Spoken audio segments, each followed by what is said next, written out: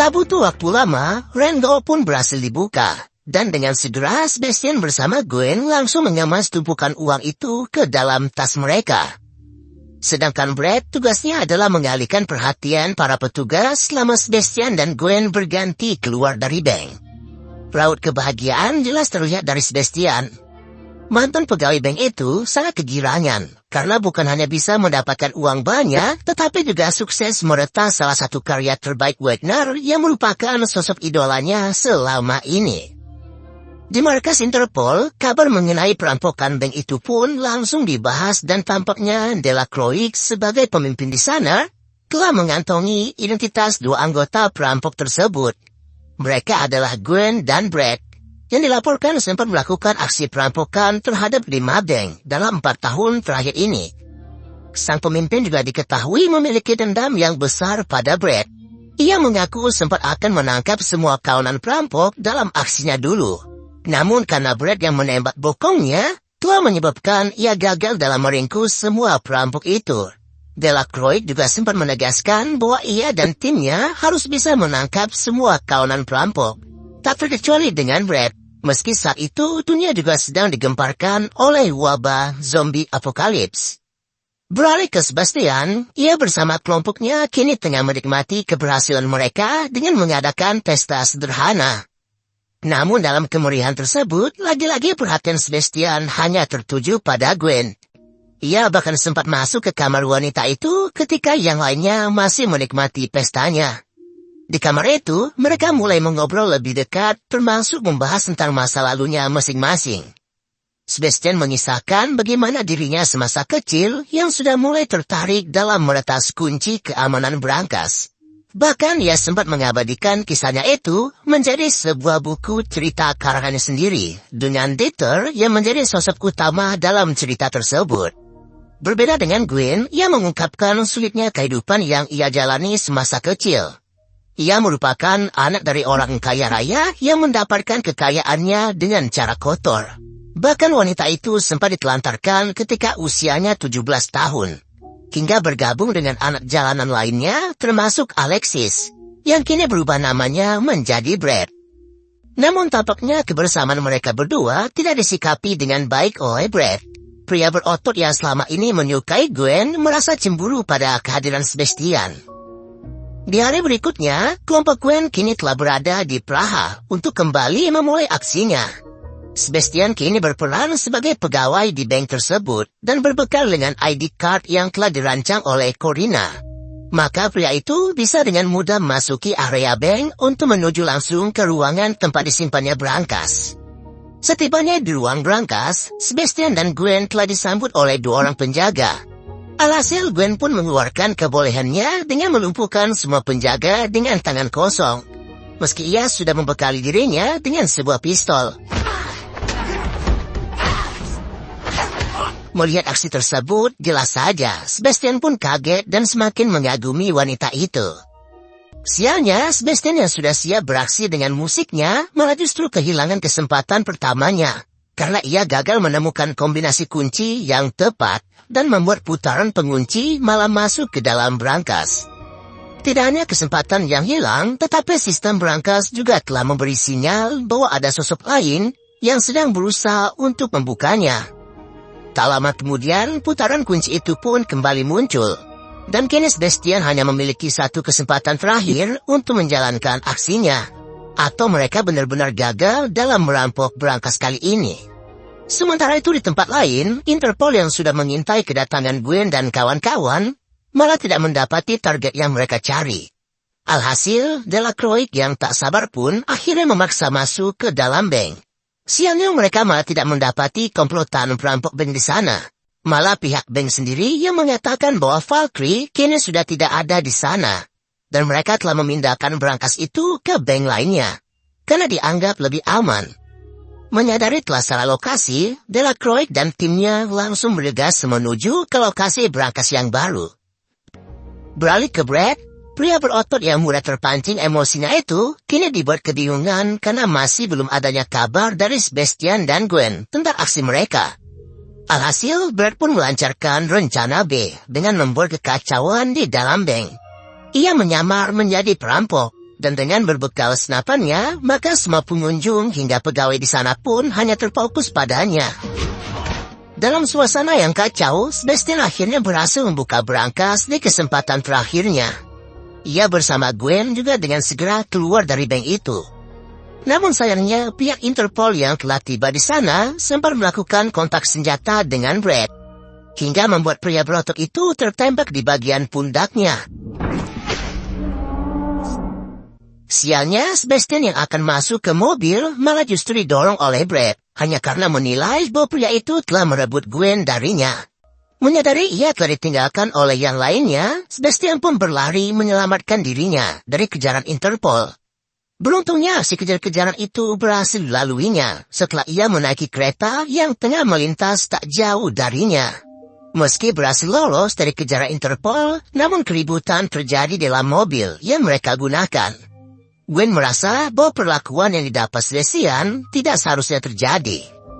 Alhasil keributan dalam kelompok itu berakhir dengan keluarnya Gwen dari mobil, yang sekaligus menandakan bahwa ia sudah tak lagi ingin menjadi anggota dalam kelompok itu.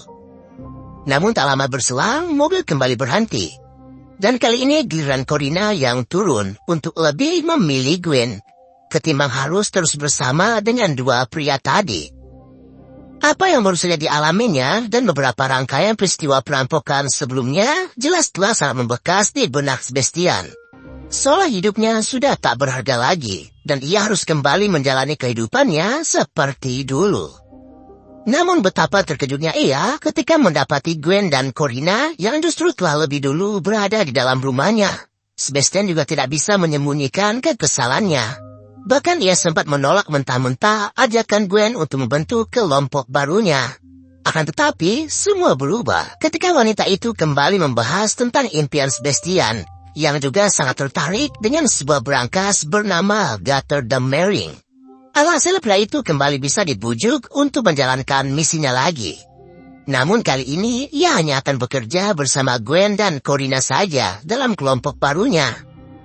Di waktu yang sama, Delacroix yang sempat berkecewa karena telah gagal menangkap Sebastian secara tak sengaja mendapati sosok pria itu saat ia mencari informasi tentang Hans Wegner di YouTube. Agen Interpol itu nampak kembali menemukan semangatnya untuk bisa menangkap targetnya. Tanpa membuang waktu, Delacroix segera mengerahkan timnya untuk bergegas menuju ke Swiss, kota yang disinyalir menjadi lokasi keberadaan berangkas Siegfried yang disimpan di sebuah kasino. Di sekitar lokasi kasino, beberapa anggota Interpol telah bersiap untuk menantikan kedatangan kawanan perampok yang dicarinya. Sejumlah sniper bahkan sudah siaga dari atas menara gedung, termasuk dengan tim Delacroix yang masih terus memantau dari sebuah mobil. Saat mereka sedang fokus untuk menunggu kedatangan Gwen dan kawan-kawan, tiba-tiba salah seorang agen di sana mendapati rekaman radio yang membicarakan tentang perubahan rencana perampokan berangkas kasino menjadi jam 5 pagi yang disebutnya lebih memungkinkan untuk beraksi. Meski sempat diragukan keasliannya, namun tanpa pikir panjang, Delacroix langsung memutuskan untuk mengerahkan timnya tepat di jam 5 pagi, sesuai dengan apa yang baru saja didengarnya. Nampaknya keberuntungan masih belum berpihak pada Delacroix. Keputusannya untuk mengikuti percakapan di radio itu sepertinya telah salah besar. Pasalnya tepat ketika waktu menunjukkan pukul 5 pagi, ia dan timnya yang langsung masuk ke kasino malah mendapati kenyataan bahwa berangkas di sana justru telah dipindahkan tepat 90 menit sebelumnya. Konyolnya lagi, pemindahan berangkas itu juga dilakukan atas saran dari pihak yang mengaku sebagai Interpol, agar berangkas segera dipindahkan demi keamanan. Kemudian film pun kembali ke 8 jam sebelumnya, di mana Corina ternyata menjadi sosok di balik penelpon yang mengaku sebagai Interpol, dan menyarankan agar berangkas dipindahkan dari sana. Sementara Gwen kembali menunjukkan aksinya dengan melumpuhkan 2 petugas pembawa berangkas, setelah menyelinap masuk ke truk tersebut, termasuk dengan Sebastian yang juga berada dalam truk itu. Sedangkan Corina yang masih berada di sekitar lokasi kasino malah mendapati adanya sinyal GPS yang berasal dari HP Brad. Namun beruntungnya ia masih sempat memberitahunya pada Gwen. Meski kemudian ia ditangkap dan diinterogasi oleh Interpol. Kembali ke Sebastian, ia kini nampak cukup kesulitan untuk membuka berangkas ketiganya, karena truk yang digunakannya tidak berjalan stabil, mengingat jalanan yang licin dan berliku. Setelah berjibaku dengan berangkas tersebut, akhirnya pria itu berhasil membukanya, dan nampak kegembiraan luar biasa terpancar darinya dan juga Gwen. Namun sialnya, ketika mereka menghentikan truk dan berniat untuk memindahkan semua uangnya, tiba-tiba datang Brad yang langsung menodongkan pistolnya ke arah mereka. Ketika pistol itu sudah siap menembak Sebastian, tiba-tiba saja pistol seperti kehilangan tenaganya. Bahkan tidak mampu mengeluarkan peluru sama sekali, yang diketahui bahwa pin pada pistol tersebut ternyata telah dilepas sebelumnya oleh Gwen. Kini kondisi malah berbalik dengan Gwen yang menodongkan pistolnya ke arah Brad. Namun Gwen yang pada dasarnya tidak pernah ingin membunuh siapapun, kini lebih memilih untuk memborgol Brad dan Rob. Hingga kemudian datanglah Interpol yang langsung meringkus mereka dengan sangat mudah. Sementara itu, Sebastian dan Gwen yang sudah sampai di tepian pantai untuk kabur lebih jauh menggunakan sebuah kapal, tiba-tiba dikejutkan dengan kedatangan Delacroix yang langsung menodongkan pistolnya ke arah mereka. Momen mengharukan juga sangat terasa dalam scene kali ini, karena Gwen yang nampak telah jatuh hati pada Sebastian harus merelakan dirinya ditangkap agar bisa membebaskan pria itu. Ia beralasan bahwa selama ini Interpol hanya mengincar dirinya dan Alexis, namun tidak dengan Sebastian yang diakuinya bukanlah siapa-siapa dalam kelompoknya. Perasaan yang sama juga nampak dari raut wajah Sebastian. Ia terlihat sangat sedih ketika harus meninggalkan orang yang dicintainya itu. Rasa cintanya pada Gwen nampaknya sungguh sangat besar. Apalagi ketika ia mendapati bahwa ternyata ia telah dibuatkan paspor Amerika dengan nama Dieter, sesuai dengan toko dalam buku ceritanya yang ia buat ketika masih anak-anak. Sebastian juga berjanji bahwa ia akan tetap setia menunggu kedatangan Gwen kapanpun, demi bisa melanjutkan misi mereka lagi, termasuk bersatu dalam lemari besi Gotterdam Mering. Di akhir film, terlihat sepasang kekasih yang sedang membutuhkan jasa seorang pembuka berangkas, dan Sebastian dikisahkan telah tinggal di California sebagai seorang tukang kunci di sana. Betapa terkejutnya ia ketika mendapati bahwa kliennya saat ini menawarkan tugas untuk membuka berangkas yang selama ini telah dicari-carinya, yaitu Gotterdam Mering. Dengan senang hati, Sebastian pun menyetujui permintaan tersebut dengan sangat antusias. Dan dari semua kejadian itu, film pun berakhir dengan begitu santuy.